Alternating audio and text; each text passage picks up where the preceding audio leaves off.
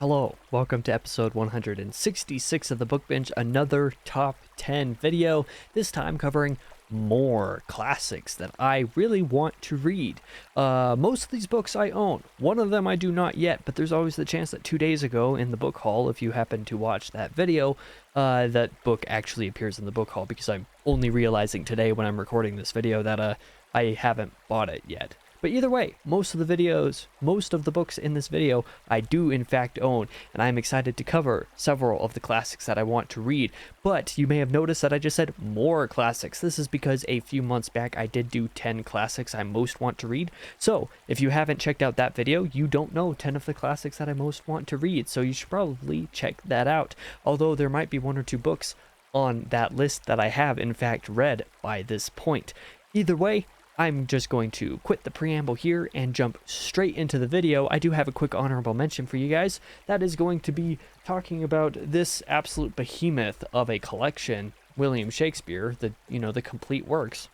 I do generally want to read a lot of Shakespeare's plays, but I think the first play that I want to read, and thus the one that I'm going to talk about in this video, is going to be technically three plays, those on King Henry VI.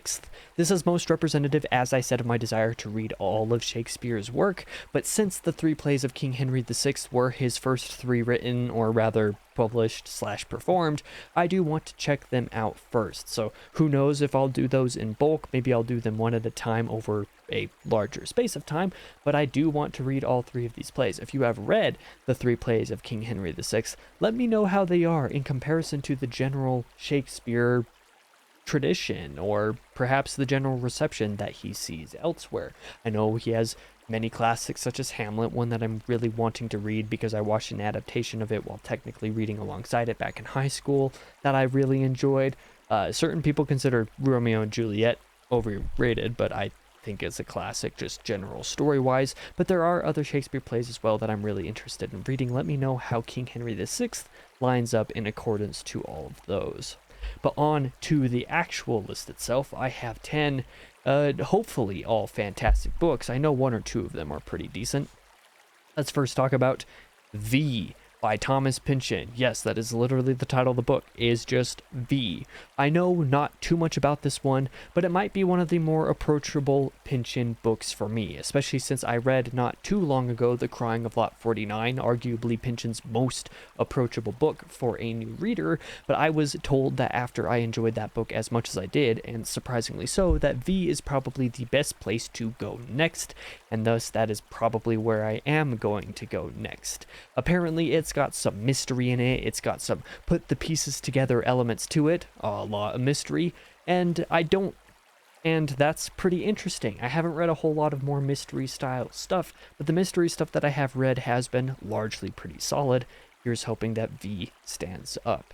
Like I said, I don't know a whole ton about this one specifically, other than that several other friends finding the reward at the end of this one, pretty worth it, so it is one that I'm interested in checking out, although I'm quite saddened by the fact there is no Audible audiobook version. There's no audiobook version on this on a platform that I have or utilize, and Crying of Lot 49, the audiobook, was a lot of the reason that I was able to finish that in the first place. But moving on to number 9 is a book that I have actually read before, back in the junior year of high school for English class. You probably know which one this is. The Great Gatsby by F. Scott Fitzgerald. Despite the annoyance of class assignments related to The Great Gatsby, I enjoyed the book for what it was in the form of reading it, not least because it's pretty short and so it wasn't necessarily a huge commitment, which itself lends to part of the reason why I want to read it now. It is pretty short. It can't be a big commitment. I remember liking it. I don't think I have any reason not to reread this one in the near future. I think it's important, and the legacy may be overstated, but I do remember liking it. I guess I'll have to see if my feelings have changed when I do decide to reread it. Number 8 on the list is one that a friend, Celine, will probably be pretty excited to see on the list. That is Treasure Island by Robert Louis Stevenson, one of the many nautical, or rather island-based classics that I own and have on my TBR, I realized while compiling this list. It's mostly a bucket list item because, well, I've owned this version forever, and because it is one of the I think if you asked children, for example, to name a classic book, and when I say children, I mean like elementary, middle school age kids, to name a classic, Treasure Island might be one of the ones more commonly named. It's just kind of part of the cultural zeitgeist, or at least it was when I was that age. Like I said, Celine really likes this one, so that's always cool. I'm excited to give that a shot at some point. Number 7 on this list is the one that I don't actually own, so I will be showing the store page for it on my Kindle. That is The Tale of Genji by, let's see, oh boy, who is this author? How do I pronounce that name? Urasaki Shikibu? I don't know how to pronounce that. I'm very sorry for absolutely butchering that. I feel I can vaguely recall references to this book in the past, various different places, not just in like real life, but also like a lot of like videos that I've watched and other books that I've read. There's a lot of like mild references to like name like Genji. I don't know why that is. Maybe it's referencing this story that may be considered the first novel. Maybe it's not. I don't know for sure. Mostly the reason that I want to read this one is because I didn't actually learn about it until relatively recently. Apparently, as I mentioned, it was one of the earliest, if not the earliest, novel in the form that we recognize the novel today, and written by a woman renowned for her storytelling at the time, which seems like, it'd be very fun to give a shot for what it is. Plus, I definitely need to give some Eastern literature a try, so I think The Tale of Genji might be a pretty good place to start as far as that is concerned. Number 6 is probably one of my most anticipated classics. In fact, I'm surprised I did not include this in the last list, unless I did and I just don't realize it. I'm sorry if it's a repeat. Resurrection by Leo Tolstoy. Somehow I did not know until like late 2023 that Tolstoy had more than 2 novels. War and Peace and Anna Karenina are both legendary and very well known in their own regards. They're also both very good in my opinion. How did I not know that there was a 3rd novel? Maybe because it's not quite as well regarded as the other 2, that could be the case, but either way, I want to read this one because it's another Tolstoy novel and I really like Tolstoy, but the blurb for the book sounds really good, and just, I don't know, the type of content that it seems like it's going to be based off of the blurb and some of the minor discussions that I've read, like not spoiler stuff, about some of the thematic material, like some of the general areas of theme and content that it covers, just seems like it could absolutely be up my alley. It might be like the perfect Tolstoy book for me if it's executed well. I don't want to have my hopes too high for it because that'll lend to easy disappointment, but it is one of my more anticipated classics for sure. Number 5 on the list is one that is pretty high on my pile of shame, I must confess. I think everybody would know why as soon as I show the cover. 1984 by George Orwell. I did read half of this book, or maybe 3/4 or so, somewhere in that range of this back in like freshman year of high school, or like the summer between 8th grade and freshman year, or maybe between freshman and sophomore year. Not entirely sure off the top of my head. But I never finished it. That was, during my famous or infamous to me spat of like 5 years where I just didn't really read very much, and what I did read I often didn't finish, not because I didn't enjoy what I was reading, but because that just was not where my headspace was at. High school was pretty rough for me, and that near the end of freshman year that was definitely true, and I'm pretty sure it was the summer between freshman and sophomore year that I tried reading this, and like focusing on reading was definitely not where my head was at the time. So I do want to get back to this one and actually finish it, not least because it is, one of the big 4 dystopian novels.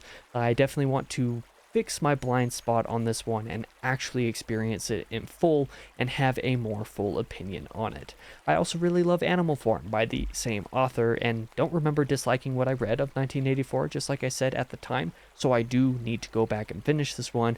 Well, I'll be restarting, but you know what I mean. I do want to read it soon. Trademark. Number 4 on this list is an author that I really enjoy based off of what I read. Unfortunately, the translation of what I read, and part of the reason why I liked that author so much with the book I read, doesn't really exist anywhere else. So this is a completely different translation, but that's how, foreign work always is. You never know with the way that translations are going to go. But it is the 2nd book in this Jules Verne collection, A Journey to the Center of the Earth. I think this might be my most anticipated Verne book besides Mysterious Island, which I'm pretty sure I brought up in the most recent, top 10 classics I want to read video. And the fact that I finished 20,000 Leagues Under the Sea back in January of 2023, I cannot believe it's been like a year and a half since I read that book. That I feel suddenly like I'm just getting older without realizing it. Journey to the Center of the Earth is one of my most anticipated classics, that is for sure. It is again one that I read half of several years ago, but I do remember what I read quite fondly, though it might have been a tad bit boring at the time. But I think in 6th grade, a 6th grader trying to read Verne is probably ripe for a DNF because of boredom. I maybe wasn't able to appreciate stuff quite that well. To be fair, 20,000 Leagues also had its boring moments too, and I loved that book. So, like I said, boring isn't necessarily a bad thing, just kind of depends how certain stuff is executed, and I was a lot younger back then. Has anyone here ever watched, this is a random question, has anyone here ever watched the Journey to the Center of the Earth movie with Brendan Fraser way back when?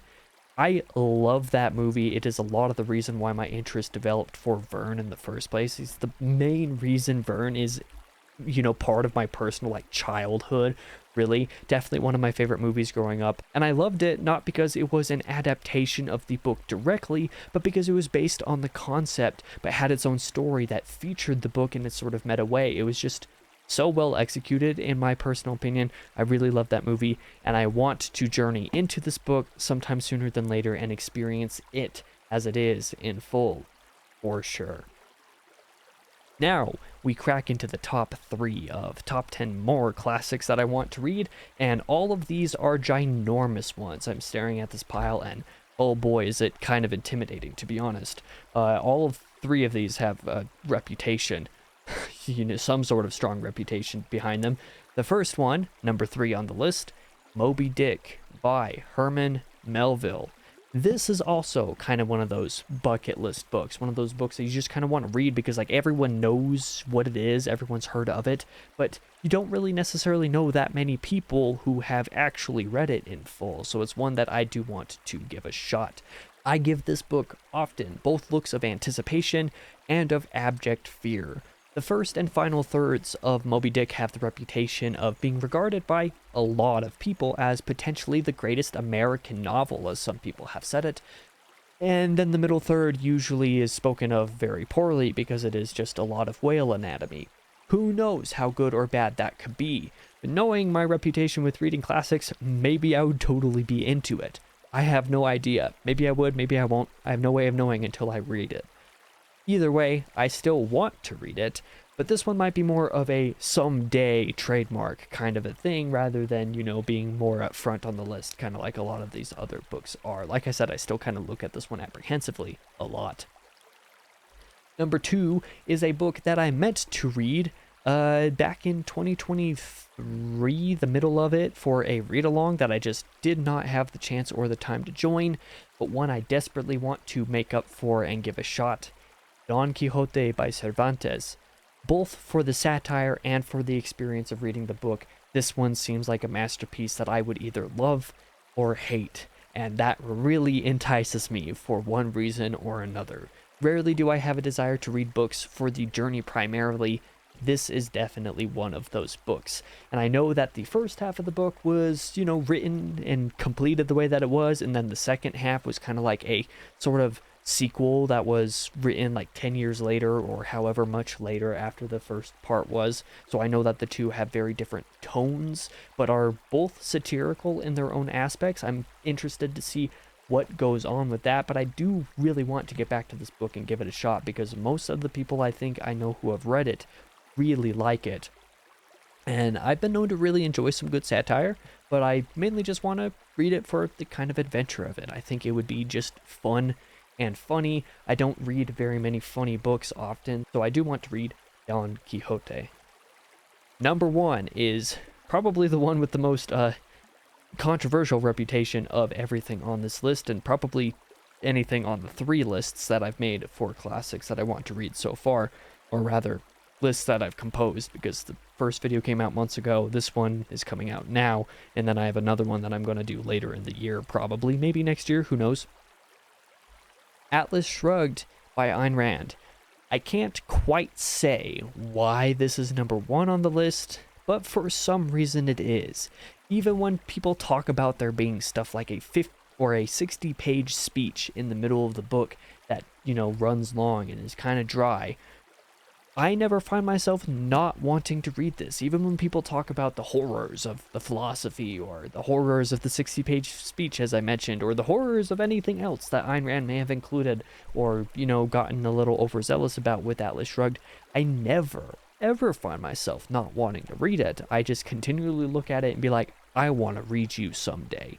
This is definitely high up there on, I want to read this as soon as possible, but because of its size, it's kind of hard to commit to.